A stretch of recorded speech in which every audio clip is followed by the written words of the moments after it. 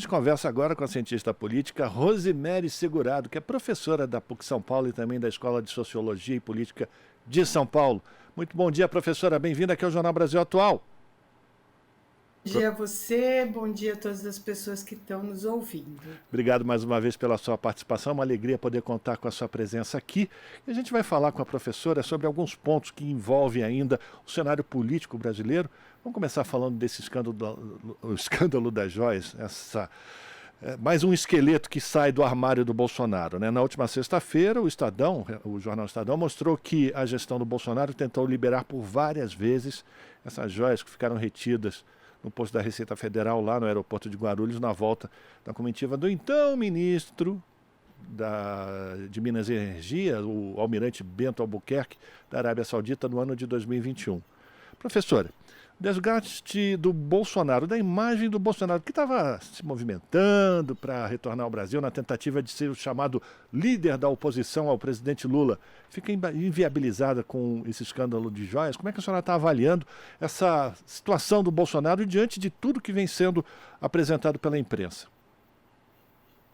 Bom, acho que de fato é uma situação bastante grave.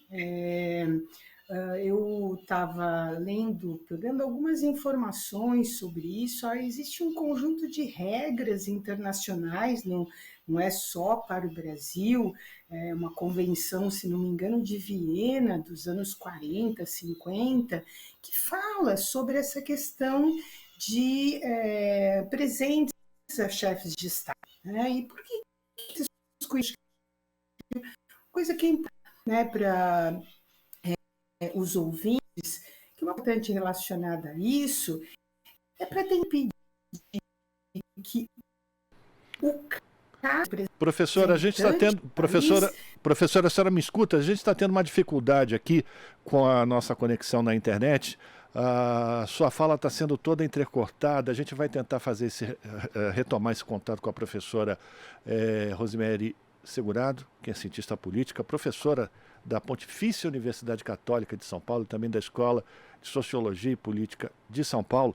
A gente vai conversar com a professora sobre alguns aspectos ligados à política nacional. O primeiro deles, a gente vai avaliar com a professora essa situação da imagem pública de Jair Bolsonaro, que sempre tentou se colocar como um político simples, um político com hábitos simples, como todo o povo brasileiro.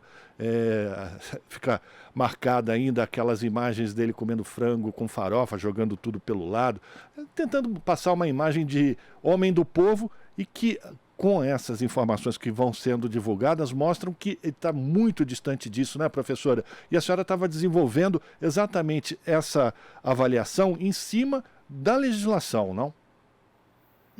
Então eu estava dizendo, espero que agora a nossa conexão esteja melhor, acho que oscilou um pouco aqui. Agora está ótimo. Então existem regras muito claras para esse tipo de recebimento de um presente. Essa é uma primeira questão. Acho que também um outro esclarecimento, que qualquer pessoa que viaje para fora do país, ela, ao retomar, ela... se comprou, né, alguma coisa no valor superior a $1.000, ela precisa declarar na entrada do país. E nessa declaração, o que pode ocorrer? Né? Pode ocorrer que seja cobrado um imposto ou seja, há um conjunto de regras bastante claros sobre isso, né? E me parece que o ex-presidente Bolsonaro burlou todas essas regras. Então, esse é um ponto importante, quer dizer assim, ninguém pode imaginar que uma joia no valor de 16 milhões de reais, uma coisa incalculável para mim, e acredito que para a maioria dos que nos ouvem, né, entre numa mochila, não seja declarada, as pessoas, né, que conhecem muito bem essas regras. Né? Então, já me parece que aí existia aí uma intencionalidade em ocultar esses bens. E aí gostaria aqui de, bem brevemente, fazer um elogio, um reconhecimento, né? Que no dever das suas funções, o funcionário da Polícia Federal falou, não, peraí, isso aqui precisa, né, ser registrado, etc, etc, e não pode, foi apreendido, né? Então, acho que esse é um ponto importante da conversa, todo esse regramento existente em relação a isso. Agora, algumas questões que não estão claras, né? Não está claro que esse foi um presente do chefe de Estado da Arábia Saudita. Ele não se pronunciou, não está claro. Pode ter sido um presente dado por um empresário da Arábia Saudita. Né? Gente, presente, né? 16 milhões, no valor de 16 milhões de reais, é um presente, né? Uma pessoa muito generosa para isso. Por que tanta generosidade? Eu acho que muitas investigações ainda precisam ser feitas relacionadas a isso. Primeiro, né, responsabilizando aqueles envolvidos que eram ministros de Estado, como o ministro de Minas e Energia, militares, acho que uma sequência de 8 militares que durante um ano, em 8 iniciativas, tentaram reaver essas joias e não conseguiram. Por que esse interesse? E aí, há uma questão importante que naquele momento estava em negociação com a Arábia Saudita, que era, né, a venda de uma das nossas refinarias. E justamente quem compra uma dessas refinarias é a Arábia Saudita, infinitamente abaixo daquele que estava sendo solicitado no leilão. Ou seja, né, não é uma acusação, mas é uma questão que precisa ser investigada. Né? Porque, primeiro, além de burlar todas essas regras, me parece que pode ter havido alguma forma de suborno. Então, eu acho que isso precisa ser investigado, porque, assim, na verdade, quando nós estamos falando de uma refinaria da Petrobras, nós estamos falando de um bem do povo brasileiro e, portanto, esse bem, ele precisa, né, precisa ter um tratamento bastante claro. Alguns têm falado em contrabando, é interessante, eu fiquei observando na cobertura da imprensa os termos que se referem a isso. Uns falam de contrabando, outros falam de presente, e alguns falam que pode ser uma propina, ou seja, eu vendo, né, para um país uma refinaria num valor muito abaixo e ganho pessoalmente, né, um presente nesse valor.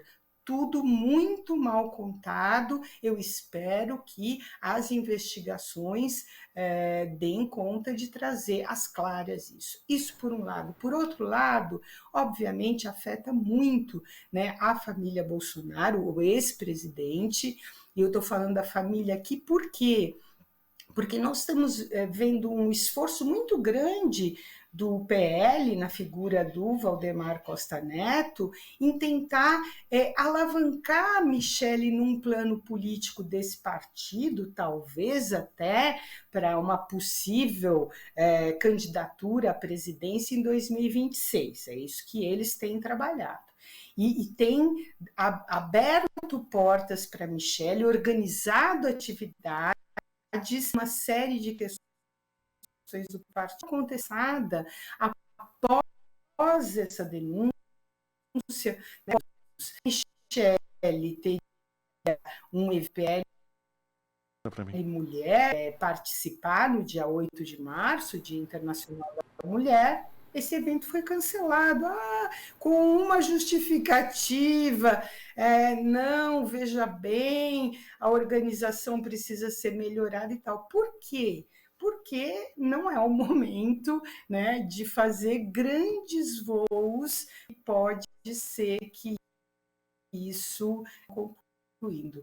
Então, há que ficar atentos, acompanhando, né, todos os passos da investigação. A gente está conversando com a professora Rosemary Segurado, inclusive já estava pedindo para retornar para mim aqui, porque a gente está de novo enfrentando uma instabilidade no sinal com a sua internet, professora. A gente está conversando com a professora da PUC São Paulo e também da Escola de Sociologia e Política de São Paulo, a Rosemary Segurado, fazendo uma avaliação do desgaste, mais um desgaste da imagem da família Bolsonaro com a publicidade desse caso envolvendo essas joias no valor de 16 milhões e meio de reais que tentaram entrar de forma ilegal no Brasil. Agora, e a senhora está avaliando que a imagem não só do Bolsonaro, como da sua família como um todo, fica bastante prejudicada e as investigações devem avançar, inclusive, na responsabilidade dessas pessoas que estão envolvidas nesse processo, que alguns chamam, como a senhora falou, de presente, outros de propina, outros de comissão, digamos assim. E agora eu quero falar com a senhora, professora, sobre a situação também da governabilidade. O presidente Lula tem enfrentado ainda um Congresso que, se ele não é favorável, ele pelo menos ainda não está mostrando as suas garras, apesar de Arthur Lira ter dito já publicamente que o governo ainda não tem maioria para aprovar nada no Congresso Nacional e que ele precisa aumentar a sua, digamos assim, a sua troca de favores com esses congressistas. O Lula chamou tanto Arthur Lira como o Rodrigo Pacheco para integrar a comitiva brasileira que viaja para a China. Como é que a senhora está avaliando essa relação entre Lula e o Congresso Nacional e essa tentativa de aproximação do Lula com o presidente das duas casas, exatamente para tentar aprovar essas medidas tão importantes que precisam ser colocadas pelo Congresso Nacional, principalmente a reforma fiscal? Como é que a senhora está avaliando essa movimentação política no Congresso Nacional entre o Executivo e o Legislativo? Bom, eu acho que, claro, né, como você bem ressaltou, é uma situação delicada, né?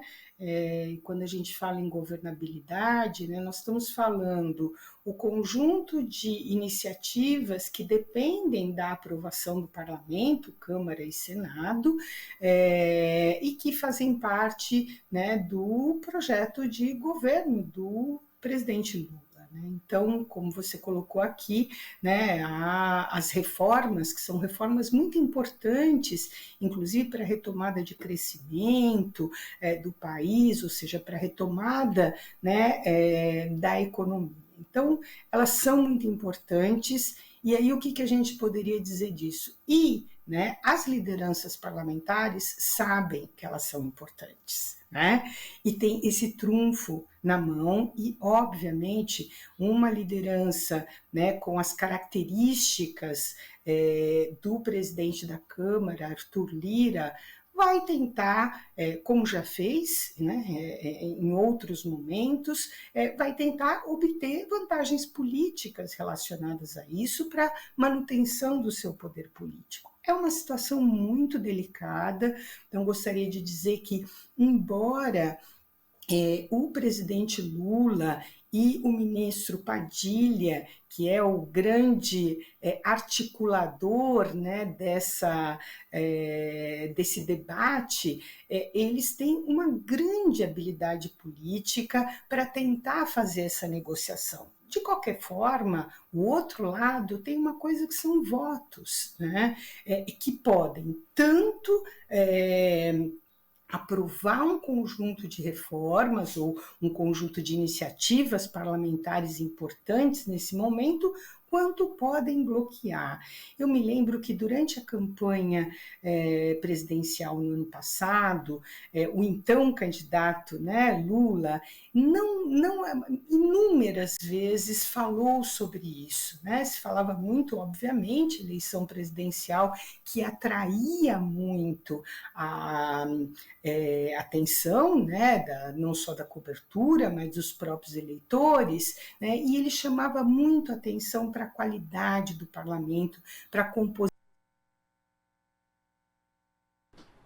A gente voltou a ter uma instabilidade com o sinal da professora Rosemary Segurado, que é cientista política, professora da PUC São Paulo, também da Escola de Sociologia e Política de São Paulo, agora fazendo uma avaliação da relação entre o presidente Lula e o Congresso Nacional, diante da necessidade de aprovação de medidas urgentes, inclusive para a retomada do crescimento do Brasil. A principal delas, segundo o próprio ministro da Fazenda, é a modificação do arcabouço fiscal do governo brasileiro, e a reforma tributária tem a peça fundamental para que isso aconteça, e as disputas políticas que são colocadas em função dessa necessidade. A professora falando da utilização, inclusive, desse poder que Arthur Lira ainda mantém no Congresso Nacional e tenta, de alguma maneira, criar dificuldades, até para vender facilidades. E a professora falando da habilidade do presidente Lula e também do ministro Alexandre Padilha na tentativa de acertar, digamos assim, acomodar todos esses interesses no Congresso Nacional. A gente já conseguiu ter o retorno da professora Rosemary? Ainda não? Bom, então a gente vai encerrar aqui a entrevista, agradecer a professora Rosemary Segurado, e a gente volta a fazer contato com ela em uma outra oportunidade para continuar falando sobre essa situação, mas a professora, da relação entre Lula e o Congresso Nacional, tem já avaliado que o presidente Lula tem muita qualidade e consegue fazer esse entendimento de uma maneira muito segura, e a gente espera então que a gente consiga continuar dessa forma com o governo Lula, tendo esse tipo de relação republicana com o Congresso Nacional. A gente conversou aqui no Jornal Brasil Atual com a professora Rosemary Segurado, cientista política, professora da PUC São Paulo e também da Escola de Sociologia e Política de São Paulo. Estamos apresentando Jornal Brasil Atual. As notícias que os outros não dão.